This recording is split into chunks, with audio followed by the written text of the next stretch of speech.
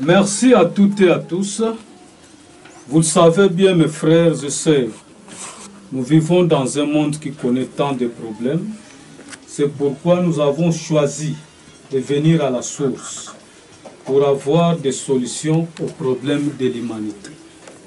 Nous sommes donc ici dans la cour du roi pour avoir des solutions à tous nos problèmes.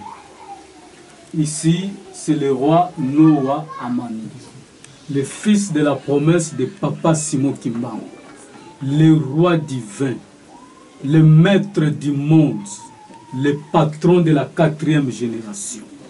Maître, merci de nous accueillir dans votre cour parce que nos préoccupations nous demandent à vous voir pour apporter des problèmes à votre population de l'humanité tout entière. Nous avons une première préoccupation. Le monde est actuellement visité par la pandémie Covid-19. Les malades sont là, les morts en cascade. Nous sommes en fait perdus. Et par rapport à ce que vous nous avez dit la fois passée dans ce même lieu, vous avez dit que cette pandémie n'était pas en fait une maladie pour vous, que c'était un simple problème, il suffisait d'une parole de puissance pour mettre un terme à cette histoire-là. Aujourd'hui là, nous sommes en train de voir le monde coincé. Ceux qui se disent de grandes puissances sont en difficulté. Les médecins eux-mêmes ne savent à quel sens se vouer. Voilà pourquoi nous sommes là. Quelle est votre réaction aujourd'hui par rapport à tout ce que nous venons de vivre depuis ce temps-là jusqu'aujourd'hui? Merci beaucoup. Merci. Pandémie, n'a pas qui bien est la maladie. Oui, je l'avais bien dit, ce n'était pas une maladie. Nakansi bokambo ming bala ko sala liwa ya Africains alors la ba fourmi ba kufina na maladie na bien na esika moboye ke ba kufina ba fourmi ba zela ki ngom na Afrique mais moi ça na maladie. Bon nombre sous d'autres cieux attendaient qu'il y ait des morts en cascade en Afrique. Ils voulaient voir les Africains mourir comme de petites fourmis. Mais cela n'est pas arrivé. Le coup de salamagité est l'accès que les maladies et les punitions. Comme cela n'est pas arrivé, ça signifie que ce n'est pas une maladie, c'est la punition. Punition est allée dans l'Occident pour en Afrique. Cette punition concerne les Occidentaux par rapport au mal qu'ils font en Afrique. Dans le cadre de cette pandémie-là, je l'avais dit que cette pandémie reviendra là où elle est venue. Et c'est ce que nous sommes en train de vivre. Est-ce que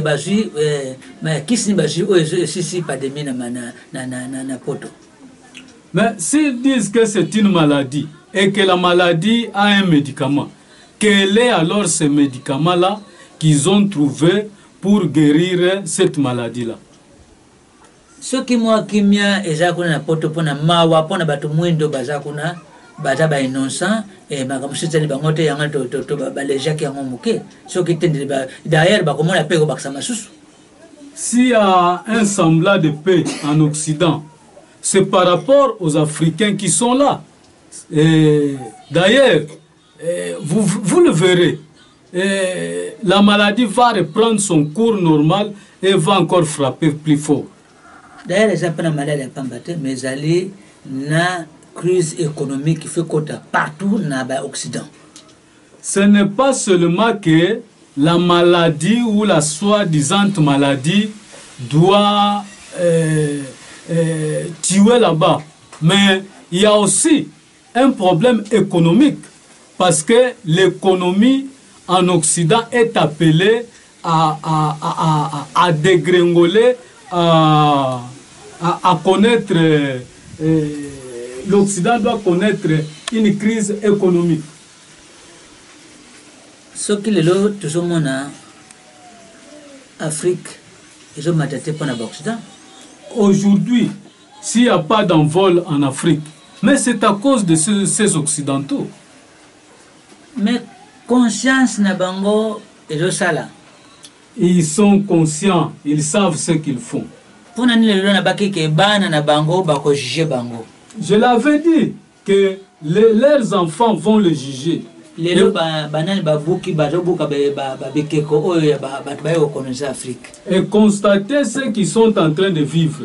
Ce sont ces mêmes enfants qui sont en train de détruire leurs monuments là qu'ils ont érigés en faveur de tous ceux qui ont fait le mal en Afrique. Et ça va faire nini? Et c'est là vous devez comprendre, c'est dit à quoi? Et zali pona même pas de millions pona batika Afrique libre. Tout ça, ça arrive pour que les Occidentaux se dégagent de l'Afrique.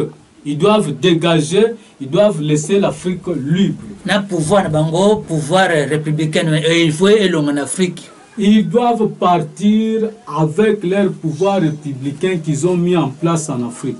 Pona nini ngana zali o na kotambusa royaume ya Afrique pe ko toucher monde entier. Parce que moi je suis venu pour restaurer les royaumes en Afrique et ça va s'étendre au monde entier.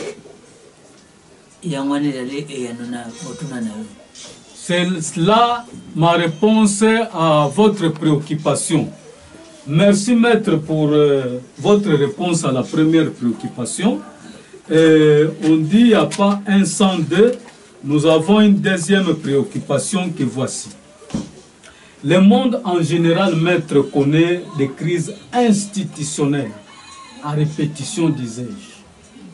Et l'Afrique en particulier. Quelle est alors votre vision à ce sujet, maître? Mais ce qu'il est là, comme même en Afrique.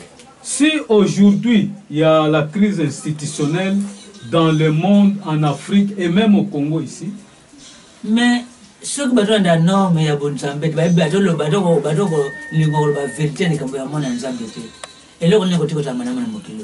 mais comme ils ne suivent pas la voie de Dieu, ils s'en foutent de parler du Fils du Saint-Esprit. Mais qu'est-ce qui peut encore marcher? Je vous dis que ce que vous voyez là, c'est encore rien. Le pire arrive s'il continue à s'entêter. Parce que les chiens n'entendraient pas ce que dira son collègue chien. Il en est de même de macaque, du singe. Il en est de même du singe. Donc c'est comme ça. Les hommes doivent dire la vérité par rapport à la venue du Fils de Dieu, et c'est là où les solutions, le monde trouvera des solutions à ces problèmes. Et puis, batika makambo ya pouvoir républicain en Afrique. Biso tobotama nangote, toloko twango joie yango moyen Israël concorde en Afrique ezate. Batika makambo parce que baluka batba kufa bena mokili ba peuple ba kufa pona ba application na bangona ya kotia toujours pouvoir républicain en Afrique na ba élection inutile en Afrique. L'humanité entière doit prendre conscience, et surtout les Africains. Ils doivent cesser avec ce système de pouvoir républicain. Ce n'est pas propre à nous. nous avons commencé avec le pouvoir royal et c'est avec ça que nous devons chercher le décollage de l'Afrique. Merci, Merci, maître, pour la réponse à notre deuxième préoccupation. Nous passons sans doute à la troisième. Les Congolais, dans leur ensemble, maître, sont scandalisés.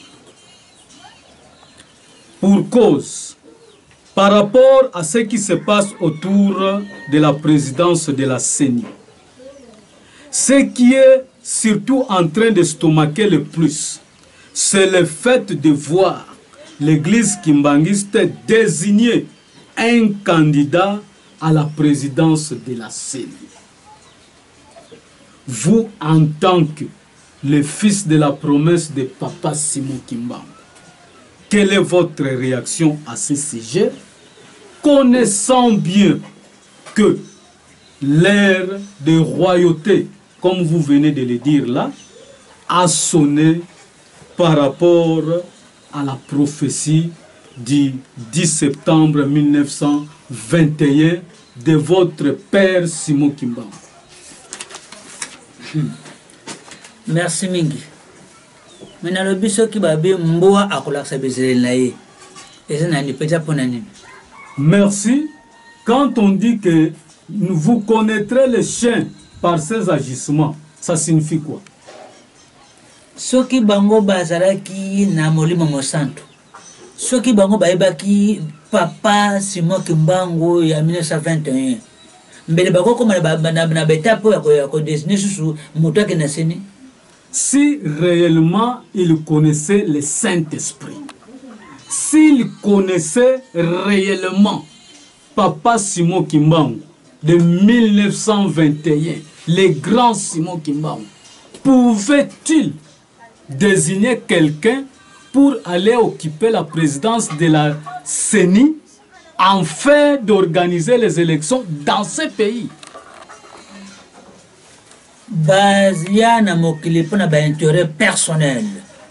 Ils sont là pour leurs intérêts personnels. Comment les politiciens secrets? Ils sont des politiciens sous coulisses.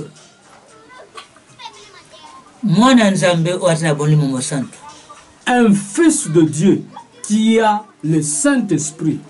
Papa, il y a 4e génération, changement radical fait en Afrique. Mon père, Simon Kimbangu, avait dit il y aura un changement radical à la 4e génération en Afrique. Saint-Esprit. Comment Bazoko devient message divin ou au pas le Père Saint-Esprit et tant que yemo kwa sala mokinaye atiki ba kamunaye bango bazoko devient ngo baza banana kata mokilio. S'ils sont réellement la lignée du grand Simon Kimbangu, le Saint-Esprit, pourquoi doivent-ils dévier et ne pas appliquer les recommandations de leur grand-père, de leur père Simon Kimbangu? Mais ce qui est to commettre le bombaka prophétie, et kaba prophétie à Papa Simon Kimbangu jusqu'à depuis 1921 jusqu'à 1999. Ça signifie que balinga qui m'a joué un message à papa ba considérer que en côté benga ba changer programme ne ba changer qui banala qui lokolo ya catholique pour ba ser l'église ba bénéficier ba lié lokolo ya catholique ali ya veut dire église qui mangise et ça combo mais au ba ser la connaître même catholique parce qu'avant ba ser l'église qui mangise ba ser ba corna catholique avant tu ba fond l'église qui mangise il faut ba ser ba ser la école. Vous avez tous constaté comme moi, ils sont assis sur les prophéties de Papa Simon Kimbangu. Ils ont caché ça jusqu'en 1999 parce qu'ils avaient le projet de tout changer. Ils sont sur les traces de l'église catholique parce qu'avant qu'ils ne créent l'église kimbanguiste, ils ont suivi les modèles et la recommandation de l'église catholique. C'est là où on leur a demandé de faire ce que fait l'Église catholique, c'est-à-dire de créer des écoles, de créer des postes de santé et de faire toutes ces choses semblables. Donc, ils ont eu la permission de l'Église catholique pour arriver à mettre en place l'organisation qu'on appelle Église kimbangiste.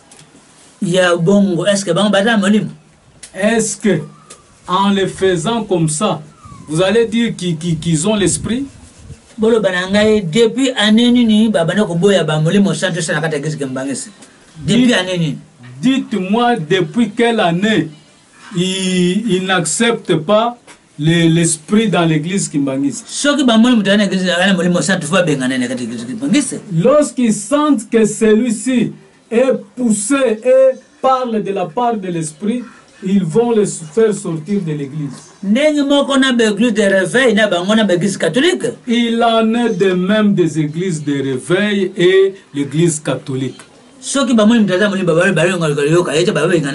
Donc tous ceux qui parlent de la part de l'esprit, ils n'ont pas besoin de lui.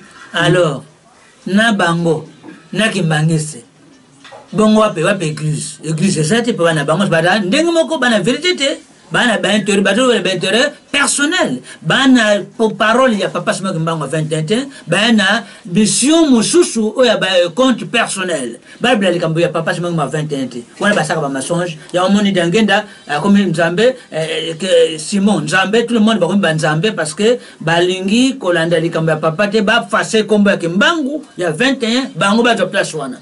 Mais eza erreur parce que Nzambe abaki ya musuni na musuni ya molimo na molimo sikoyo choisate il faut na ba vérité parce que la vérité ba kachaper vérité te yango na epsibno de lopana kambuya bato destiné mutona point ni pona ezali ba continuer ba reine na bango ya pouvoir pe balinga ko bafouer likambuya pouvoir royal. Que ce soit l'église catholique, les églises de réveil ou l'église kimbangiste, ils sont tous pareils. Ils font tous la même chose. Ils veulent tous concourir le pouvoir. Donc, ils n'ont rien à voir avec le programme de Papa Simon Kimbangu de 1921.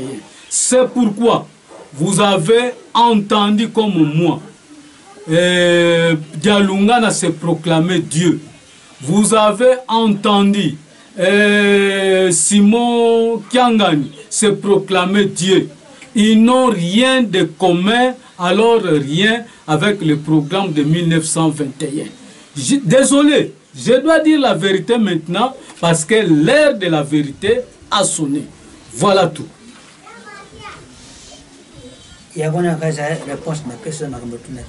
Merci papa pour la réponse à notre préoccupation, mais permettez-nous papa, nous avons encore quelques petites préoccupations. Nous allons à la 4e, devant une délégation congolaise à Vatican. Nous avons vu le pape de Rome dire la prière en rite congolaise.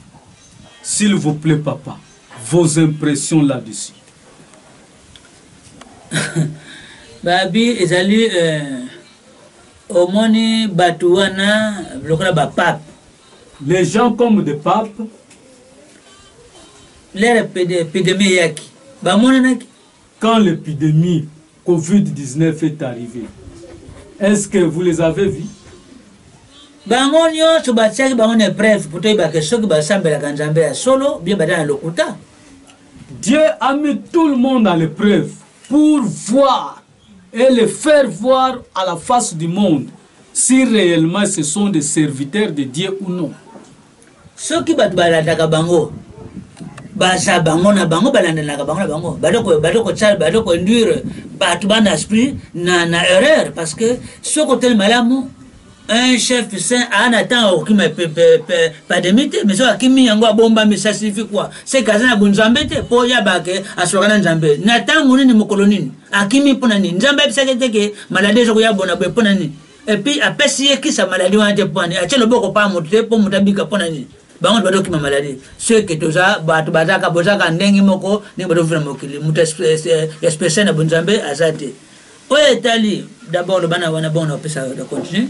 Un chef sain ne peut pas prendre fuite devant la COVID-19. Mais pourquoi ils étaient disparus? C'est pour vous dire que tous sont pareils. Tous ceux-là qui les suivent, ils sont pareils. Il y a des aveugles qui conduisent des aveugles. Vous devez savoir que ils étaient à l'épreuve et personne n'a pu imposer les mains sur quelqu'un et guérir la maladie. Et aucun de ces serviteurs-là de Dieu, je veux dire soi-disant serviteurs de Dieu, qui a trouvé un remède ou à qui Dieu a donné un remède pour guérir les autres.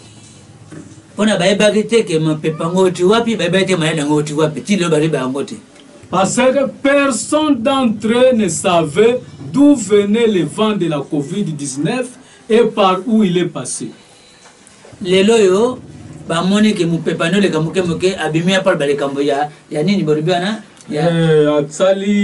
Il a fait la prière en rite congolaise. Rite congolaise. Mais pour la distribuer les Congolais. Rite congolaise c'est quoi? Soit bien rite rwandaise, rite camerounaise. Isani. Bon ça l'assemblée te bazo boya ko bande vérité. Les Cambozawa ba dinga ko sauter premier ba boya ko ba vérité par les Camboya pouvoir le pouvoir ngai le fils du Saint-Esprit dans le Congo. Mais parce qu'il besoin erreur. Continuez d'abord. Ils sont en train d'éviter de dire la vérité.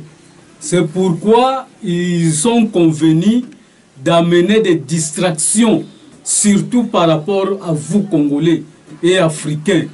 Mais ils étaient où quand la tempête était là? La tempête est passée et aujourd'hui, ils viennent faire des rites soi-disant congolaises, soi-disant camerounaises, sénégalaises. Mais c'est quoi? C'est quoi au juste? La divinité n'est pas comparable à une pièce de théâtre. Le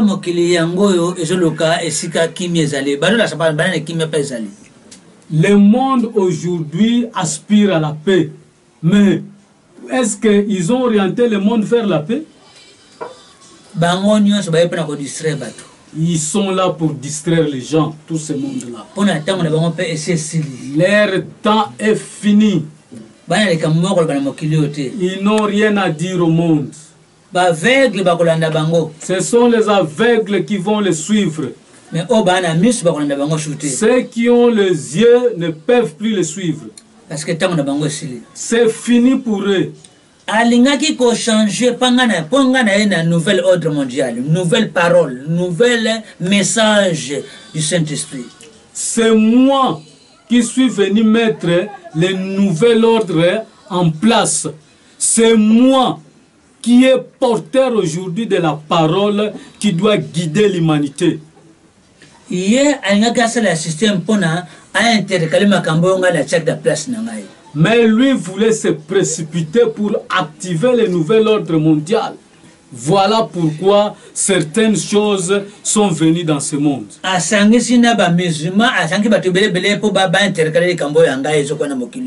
Il a mis en place un mariage contre nature où se retrouvaient les musulmans, les bouddhistes, les judaïstes et tout consort là pour essayer de combattre le nouvel ordre mondial.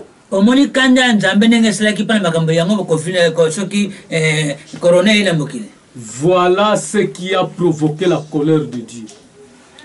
Mais j'ai l'impression qu'ils ne veulent pas comprendre. Et cette fois-ci, puisqu'ils continuent à s'entêter, vous les verrez sous les caves. S'ils ne disent pas la vérité, vous allez voir la colère s'enflammer plus fort que par le passé. Qu'ils ne se voilent pas et qu'ils ne vous trompent pas. Le temps est là et tout doit être clair. Merci, Mina, question posée. Merci, papa, pour votre réponse. Si vous permettez, une dernière peut-être préoccupation. Par rapport à tout ça, maître, la pauvreté qui ne fait que nous ronger. Les jeunes n'ont pas d'emploi. Nous avons la souffrance qu'on ne sait pas expliquer. Votre population, maître, est affamée. Que peut être nos attentes par rapport à ces messages que vous nous apportez? Nalobi liboso moto ami bakaza moto.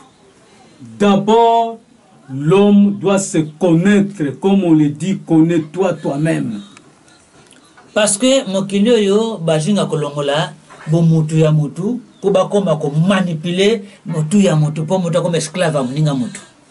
Tout a été mis en place pour chosifier une personne humaine, pour continuer à les mater et à les dominer comme si il n'était un rien.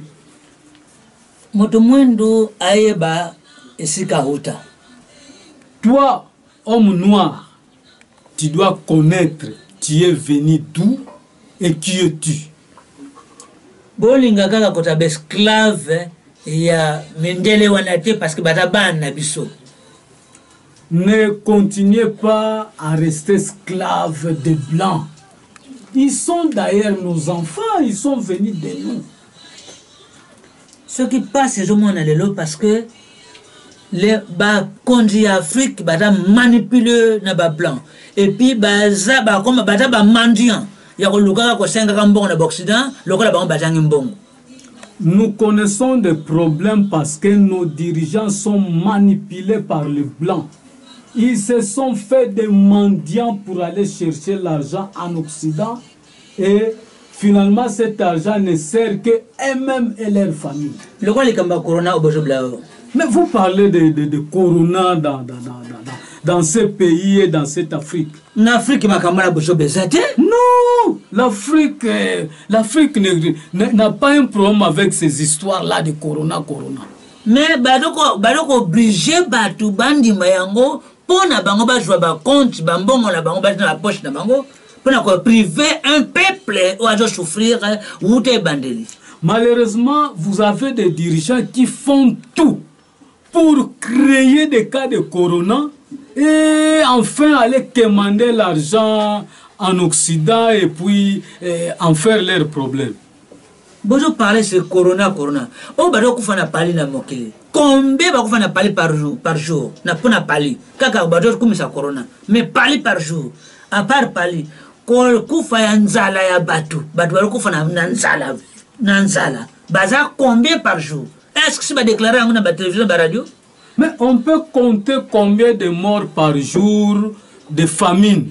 Combien de jours de morts par jour avec le paludisme.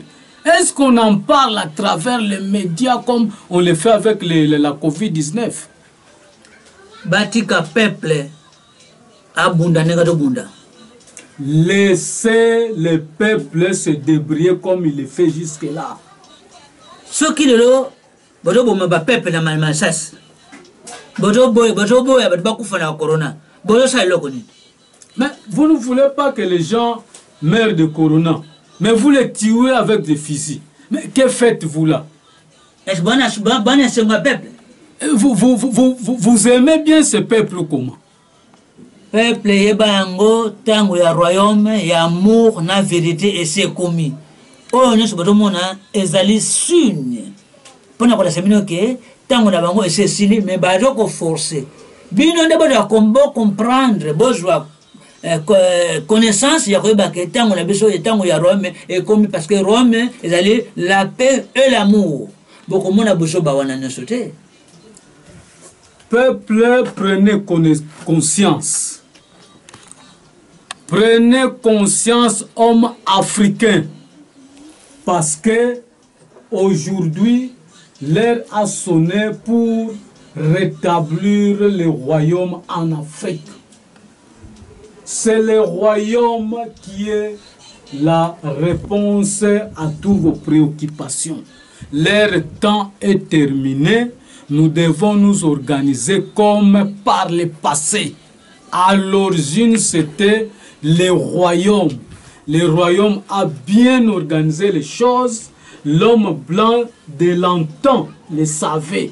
C'est pourquoi il a mis la République en place pour essayer de mater nos dirigeants et les dirigeants nous mal gérer par la suite.